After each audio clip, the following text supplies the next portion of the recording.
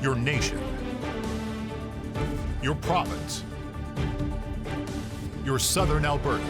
From the heart of Lethbridge, it's Bridge City News Weekend Edition. Hello, I'm Naveen Day. Thanks for joining us for a look at what made headlines this week. Freedom Convoy organizer Pat King of Alberta heard his fate on Wednesday. He was handed 3 months house arrest, which includes 100 hours of community service at a food bank or men's shelter. Now, this comes on top of the 9 months he served before and during his trial. King was found guilty on 5 charges for his role in the 2022 protests that took over downtown Ottawa for several weeks.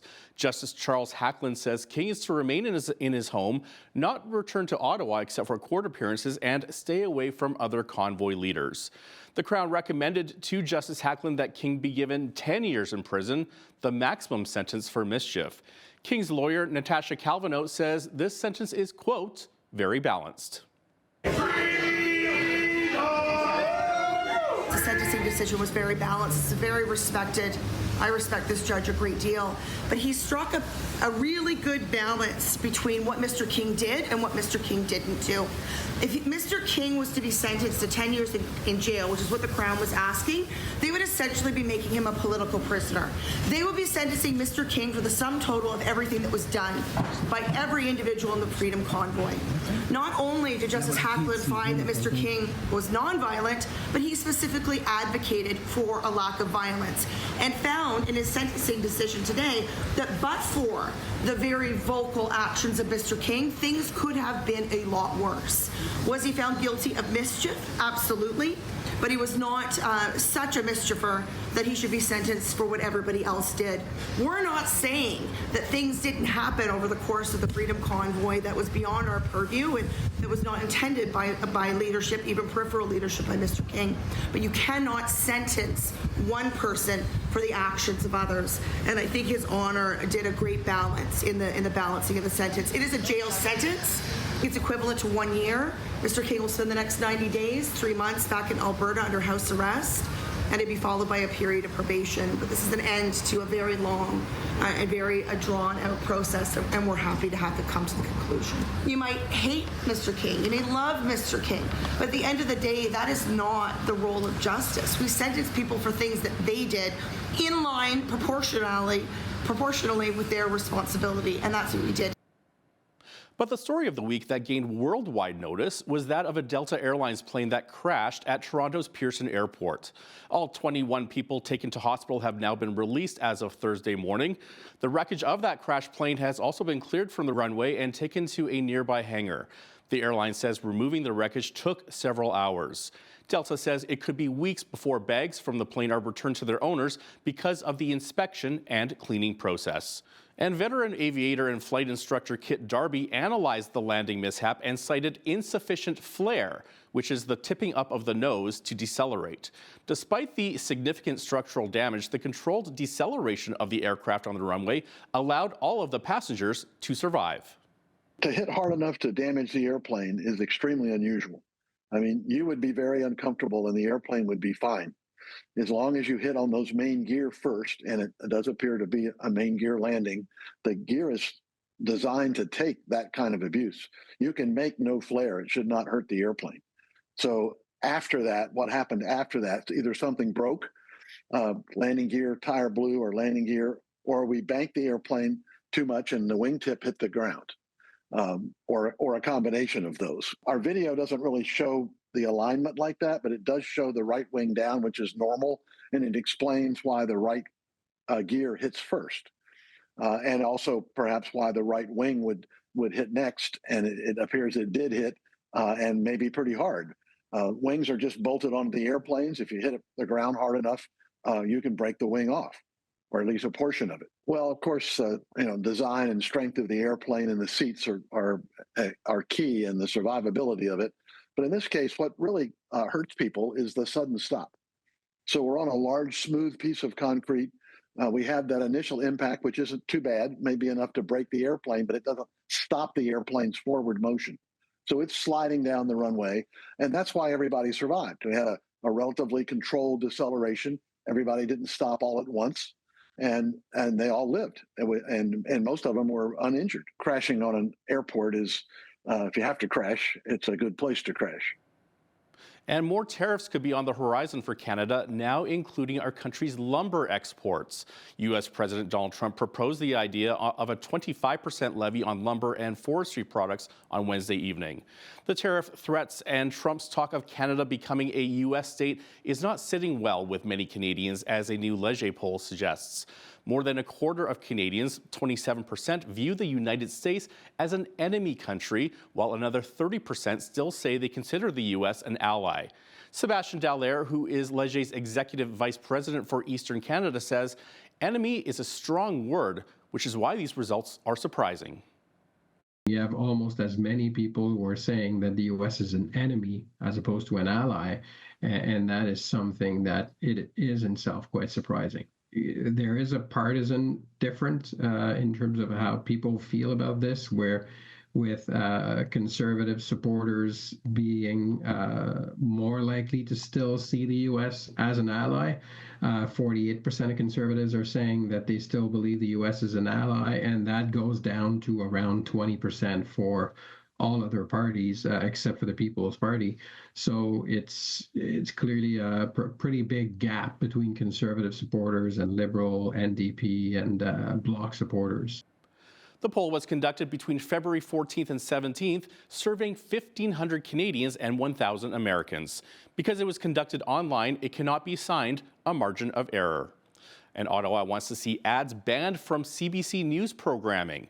Outgoing Heritage Minister Pascale St-Onge says she also wants to bar CBC Radio Canada from charging subscription fees for digital products such as CBC Gem. She says that in turn, the federal government would increase the public broadcaster's funding and make it more stable. St-Onge adds that the average funding for public broadcasters in G7 countries is $62 per person per year, and the CBC receives about half the G7 average.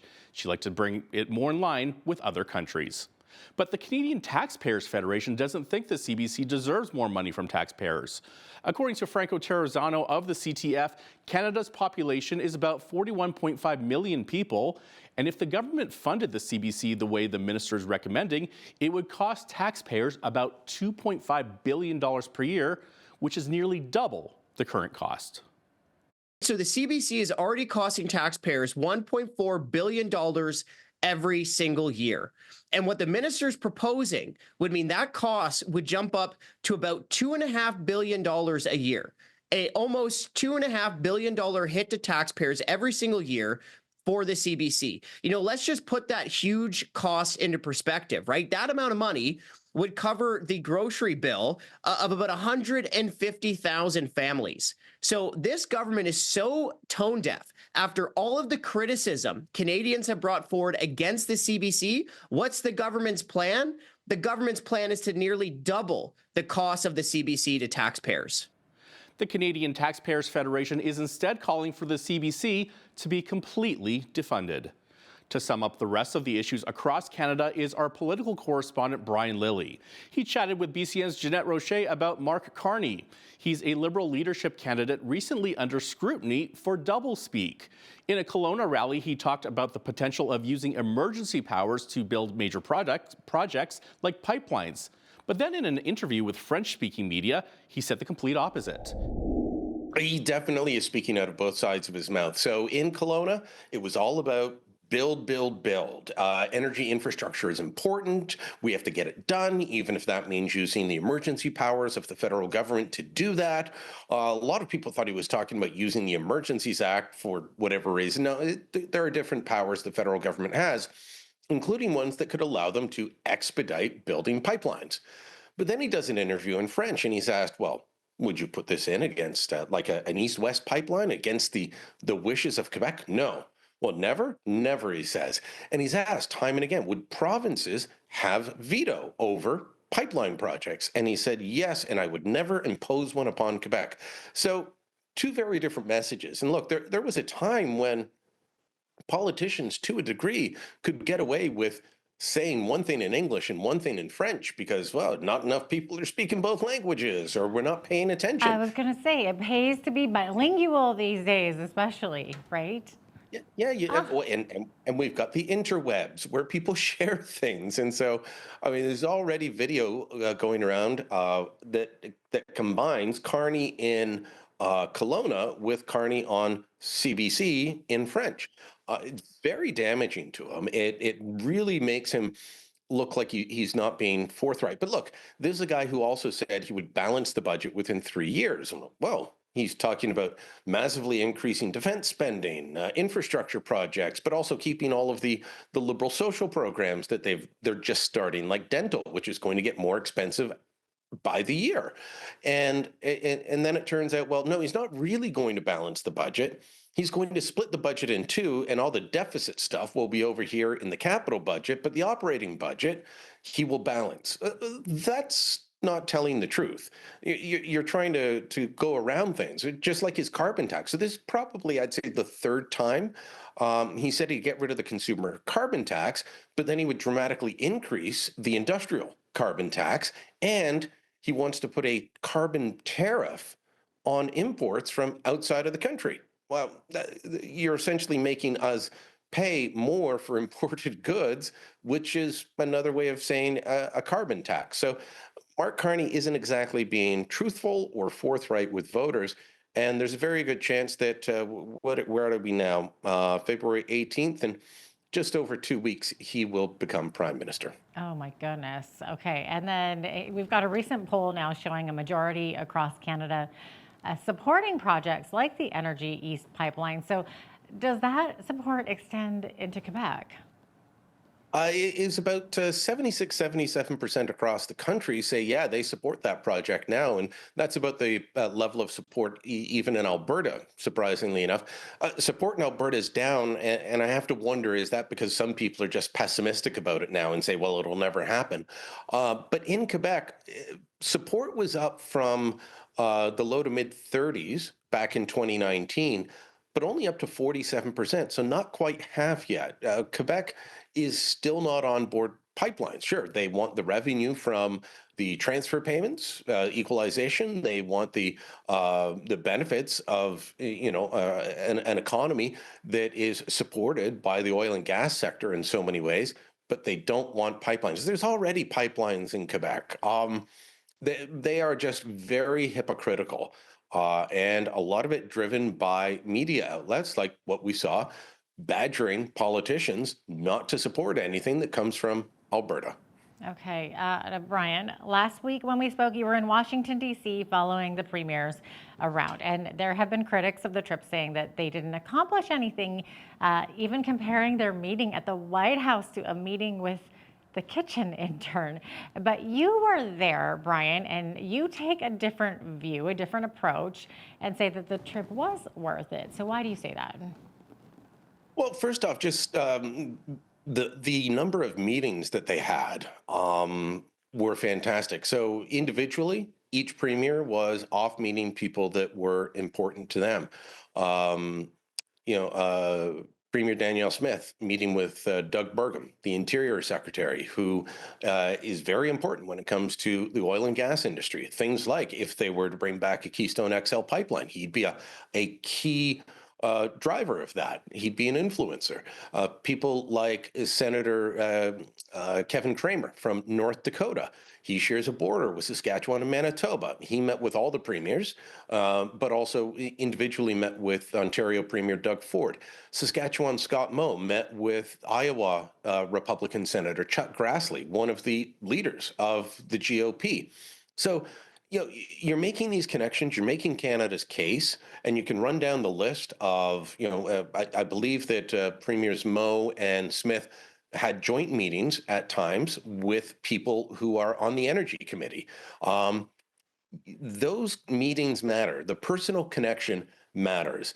And I've been saying this for a while now. It is of greater importance in Washington, D.C. than in Ottawa. It's of greater importance than in Toronto. I don't do business in Calgary quite like I used to, so I can't say there. But they put an incredible emphasis on that one-on-one meeting. And I think, I was about to call him Senator, Premier Wab Kinew of Manitoba, he put it this way. He said, this is a charm offensive, and it's about shaking the hand, looking someone in the eye, smiling at them, and making a connection. On the White House meeting, I couldn't believe how dismissive some people were. And if you think that meeting with James Blair, who is the deputy chief of staff to the president, and Sergio Gore, who's in charge of his personnel, if you think that's the kitchen intern, then you know nothing about Trump's world, okay?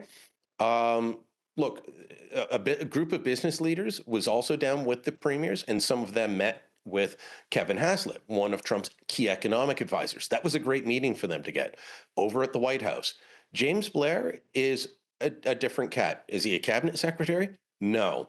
He's the guy in charge of legislation and policy for the White House. That's his job. He was also key in Trump's winning campaign, reaching out to people that don't normally vote and getting them out to the polls. Sergio Gore is one of the tightest people with Trump. Those were the two people. They were originally only supposed to meet Blair, and Gore dropped by and sat in on the meeting. It went well until David Eby of British Columbia made some stupid comments outside and saw Blair take to social media. That wasn't a good outcome, but the rest of the meeting, I'm told, was good. And they've been invited back for future meetings with people like Commerce Secretary Howard Lutnick once he's actually confirmed. Okay, because there was so much talk about the border issue, and Brian, you've said that fentanyl came up over and over again with the Americans, but the Canadian government is saying that less than 1% of fentanyl in the U.S. comes from Canada. So why do the Americans see things so differently? Well, one, they don't believe that we're prosecuting people properly. They don't believe that we are catching or that they're catching the fentanyl that's going across. In fact, just as we were leaving or just after we left, there was a bust at a shipping facility in Seattle. A pound of fentanyl, which is a lot of fentanyl that can kill an awful lot of people. It was found, it had been shipped down in a package from Canada. And while they were doing spot checks, they found it. We need to take the fentanyl issue seriously so that our border doesn't become thickened the way it is elsewhere, right? Our two-way trade requires us to be able to move goods quickly and speedily. It doesn't take a long time to get across the US border from Canada, and we want to keep it that way. So people keep saying to me, but it's up to the Americans to find this stuff. Well, you could argue that, or you could argue we need to find it before it leaves, before it heads down there, because otherwise that border will get thick. That truck will take a long time to cross over. You will take a long time to cross over, driving down to see family or friends or do shopping or go on a vacation, what have you. We don't want that border to get thick, and they believe that it is coming through the mail, that trucking firms are now moving an awful lot of this in connection with cartels and triads, and they want it stopped. So it's not helpful. And I was told time and again, every business leader told me it came up in the meeting. The politicians told me it came up in the meetings. And the federal government downplaying this, even as they appointed a fentanyl czar, that does not go over well. The fact that we did appoint a fentanyl czar, that did go over well. But trying to downplay it, is I keep saying that this relationship is like a marriage. Well, if one partner in the marriage says there's a problem and the other person just keeps saying, no, there isn't, you're going to end up in an argument. Yeah, so there has a problem, obviously. Yeah, listen and respond. Don't just say there's no problem over and over again. For the first time, the Alberta government publicly addressed a lawsuit and allegations against the government concerning high-level government corruption surrounding medical contracts. In response, Premier Danielle Smith says she's making some changes by appointing Darren Headley as Alberta's Deputy Minister of Health. Andre Tremblay will continue as the interim CEO and official administrator of Alberta Health Services. This comes on the heels of former AHS CEO Athana Mentzelopoulos' allegations of sketchy deals pushed by Alberta officials. To deal with surgical backlogs, Alberta Health Services followed the strategic direction provided by previous governments, signed contracts with charter surgical facilities to help alleviate pressure on our health system and increase capacity. And because it has worked, we tried to expand these centres through new competitive bid processes. In terms of the latest RFP process for new facilities, the former CEO of Alberta Health Services made some very troubling allegations. And those allegations are serious and they are being investigated. We have asked the Auditor General to expedite his review so that we can have answers as soon as possible. Last week, the former CEO of AHS filed a statement of claim. Upon review, the allegations and claims that have been made against me are false. While others will have to be investigated further as part of the Auditor General's work and the government's external third-party investigation that is being set up by Deputy Minister McPherson. We will be filing our statement of defense in the coming weeks and will be vigorously, and I mean vigorously, defending against this claim. In her defense, Mentzelopoulos made 77 claims in her statement of facts. She is seeking compensation in the amount of $1.7 million. On January 8th, she was stripped of her role via a Zoom call, and she is suing the province for wrongful dismissal, claiming she was let go for investigating overpriced contracts. Meanwhile, Alberta's opposition NDP has been very vocal about the issue, even calling the alleged scandal corrupt care. Edmonton Glenora MLA Sarah Hoffman is the Shadow Minister of Health. She is calling on the province to put a stop to privatized healthcare. The severity of these allegations of corruption and interference when dealing with surgical contracts in our healthcare system is a major concern for Albertans, especially for those who are still waiting for surgeries. We know that our public healthcare needs investment. And when Danielle Smith was running for leader, she promised that she'd fix healthcare in 90 days. Well, she's been premier for 852, and she's only made it worse. Next week, the legislature will finally return, and the UCP will have to table a budget. Albertans deserve a meaningful investment in public health care. But what we've seen under the UCP is a desire to Americanize and privatize our healthcare system. Let's be clear, nobody wants this privatization of our healthcare system. After the break, it can sometimes be a daunting task to keep your kids active during the cold winter months. But our country's military has a solution. That's next.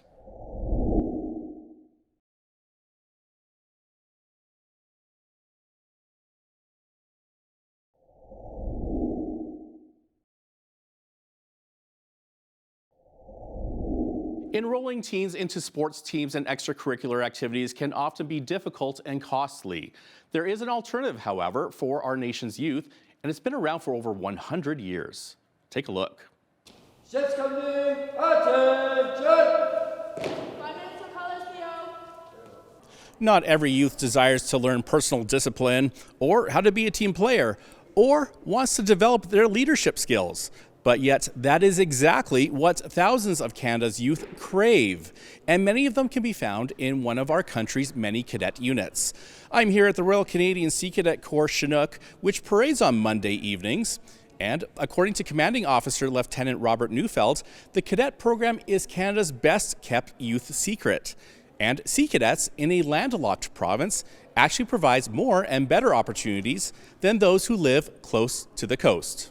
I like to explain to cadets that because there isn't a lot of opportunities here and we're kind of landlocked, that when they go to summer training for sail or anything related to seamanship, they have to go far away. We send them out to Vancouver Island for the summer or that type of thing. So they get experiences that they wouldn't get in the other elements. One of the most popular summer training establishments for Sea Cadets is HMCS Quadra in Comox, BC. Chinook's Divisional Petty Officer Sable Meadows says her experiences in Quadra have made some unforgettable memories. I was taking a sailing course there. I was able to get my Sail 1 and my Sail 2, and I was able to sail with some orca whales, leopard seals every day, and it was overall amazing. And cadets are given ample opportunities to meet some serious brass in the Canadian Armed Forces. When I was at Quadra, since I was working security, we had to maintain the base, and on the very last day of work, we had our final parade, and the Commodore of the Canadian Pacific Fleet came by. I got to meet him. It's a really cool experience because he is the guy who is in charge of every ship on the Pacific. Cadets are known for taking meticulous care for their uniforms and appearance. Their hair needs to be short or gelled back and pinned, uniforms pressed, boots polished, and white tops scrubbed with toothpaste. But for senior cadets, they find it to be a relaxing and rewarding responsibility. I must say that I am more organized now that I've been dealing with the uniform and I've been trying to maintain it. And it's just a daily habit now, ironing and polishing. As you go through the phases, you'll gain more responsibility. Like for myself, since I'm acting coxswain, if one cadet uniform isn't in check, I'll sometimes get in trouble for it because I didn't go to that cadet to tell them this is what you need to do to your uniform. Neufeld adds he has been told by alumni on numerous occasions how the cadet program has helped them in pursuing their careers. I've had many cadets come to me and say, you know what, I wasn't sure I was going to get the job until I mentioned I was a former cadet, and the employer changed immediately and said, oh, well, if you're a cadet, you know how to do this and this and this already, so we don't have to train you as much. And by the sounds of it, some Southern Alberta cadets have gone on to do incredible things, including working their way up to the top of Canada's Navy. A former cadet from Southern Alberta went on to become the commander of the Navy. Vice Admiral Lloyd, before he retired, he was the commander of the Navy, and he was from Taber. The Sea Cadet program is funded by the Department of National Defence and the Navy League of Canada. This funding means there are no registration fees, no costs for uniforms, and no charge for summer camp. Each year, tens of thousands of youth have been part of the program, including this young guy when he was a teen. For Bridge City News, I'm Naveen Day. 20,000 pounds of potatoes. That's how much is in excess at the Lethbridge Food Bank. As a result, the food bank is giving away potatoes to anyone and everyone on Saturday, March the 1st. They will be set up on the east side of their building located at 1016 2nd Avenue South between 9 a.m. and 12 p.m. that day. All you have to do is bring your own container, bag, or bin. They say donations are welcome but not necessary. The abundance is due to an ongoing relationship with local farmers. The threat of tariffs on Canadian goods imported to the United States is on many Canadians' minds. But how do tariffs work and how do they affect our bottom line? After the break, an economics professor from the University of Lethbridge unpacks it all. And if you're watching us online, that full interview is available on our YouTube channel.